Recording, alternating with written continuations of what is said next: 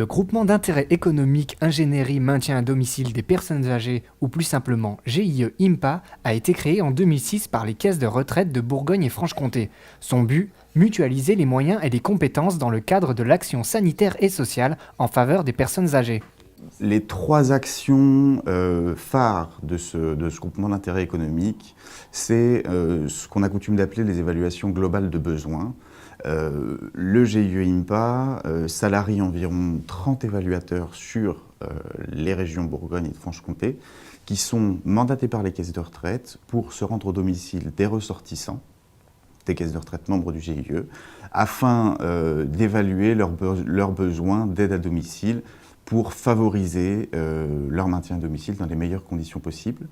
La deuxième action créée par ce GIE, c'est le dispositif sortie d'hospitalisation qui permet, par l'anticipation des retours à domicile des personnes âgées encore autonomes mais fragilisées, de sécuriser leur maintien à domicile.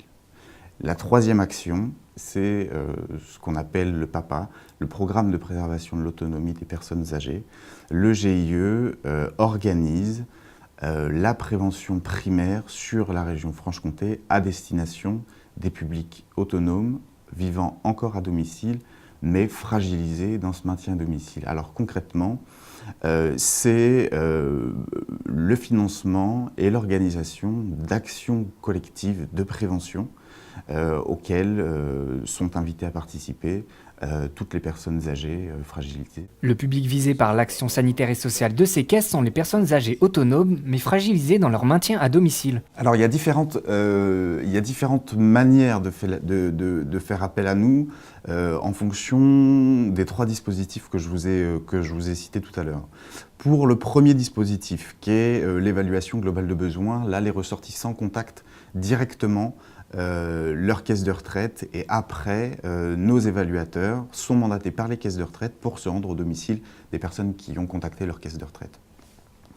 Pour le second dispositif, la sortie d'hospitalisation, à l'intérieur de chaque établissement de santé conventionné sur les régions Bourgogne et Franche-Comté, nous avons ce qu'on appelle un référent hospitalier qui est chargé là de repérer les personnes âgées à l'intérieur de l'établissement et d'organiser le retour à domicile.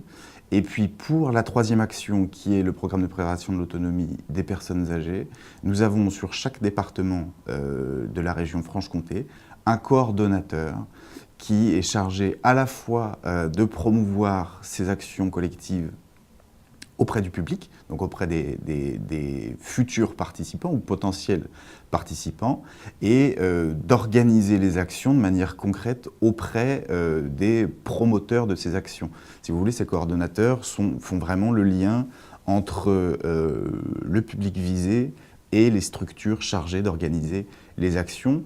Mais dans ce programme PAPA, nos évaluateurs ont aussi toute leur place, puisque dans le cadre des évaluations globales de besoins que nous réalisons pour le compte des caisses de retraite, nous rencontrons environ 20 000 personnes par an.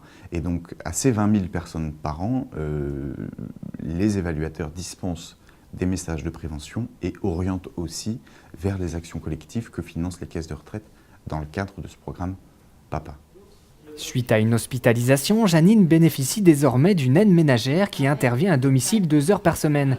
Une aide pour les tâches quotidiennes, mais aussi une personne avec qui parler. Ça me soulage, mais bien sûr, comme il y a énormément de choses à faire ici, les poussières, par exemple, elle n'ose pas toucher les bibelots, ce qui est normal parce que c'est fragile, et donc je le fais moi-même. Voilà, j'arrive quand même à m'occuper. Faire les poussières, laver les statuettes, etc. Voilà, faire la lessive, le repassage, préparer les repas, ça je le fais. Si j'ai besoin de courses, si je ne me sens pas très bien, ça arrive parfois. Alors elles vont à la pharmacie ou elles vont à côté, là, à Carrefour, me faire quelques courses, mais c'est très rare. Moi je suis très contente de cette petite jeune femme qui vient tous les mardis après-midi. On discute un peu, bien sûr, hein, on prend un petit temps quand même hein, pour discuter parce qu'elle est très très gentille. Et oui, et puis je suis contente qu'elle soit là. Pour évaluer les besoins des personnes âgées, les caisses de retraite font appel aux évaluateurs d'aide aux besoins à domicile qui interviennent directement chez les personnes. On évalue les besoins à partir... actuellement, on a 2 outils sur lesquels on s'appuie pour réaliser donc une évaluation, ce qu'on appelle une évaluation globale.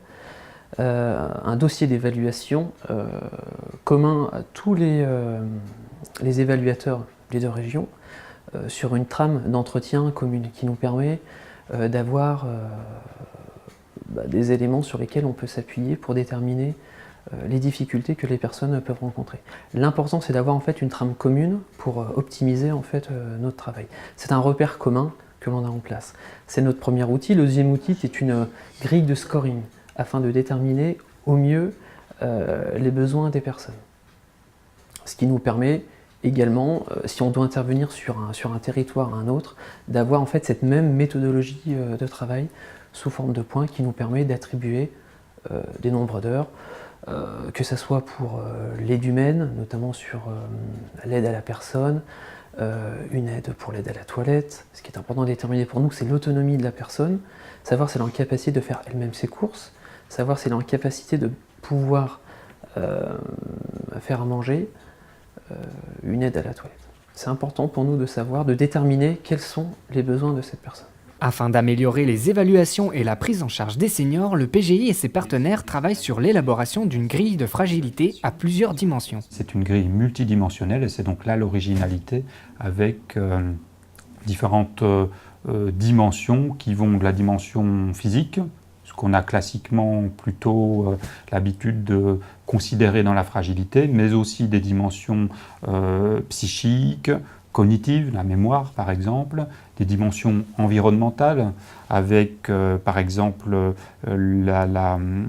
l'importance de l'étayage familial, l'étayage amical, les activités, mais aussi des dimensions culturelles, des dimensions sexuelles aussi. Donc c'est une grille qui se veut très originale. L'idée, si vous voulez, c'est d'avoir un nouvel outil de mesure qui soit national, c'est-à-dire que les pratiques soient homogénéisées avec cette grille d'évaluation, parce qu'actuellement, chaque structure fait son évaluation avec ses grilles propres ou des grilles qui existent déjà, mais donc il y a vraiment une disparité dans les mesures et dans l'évaluation.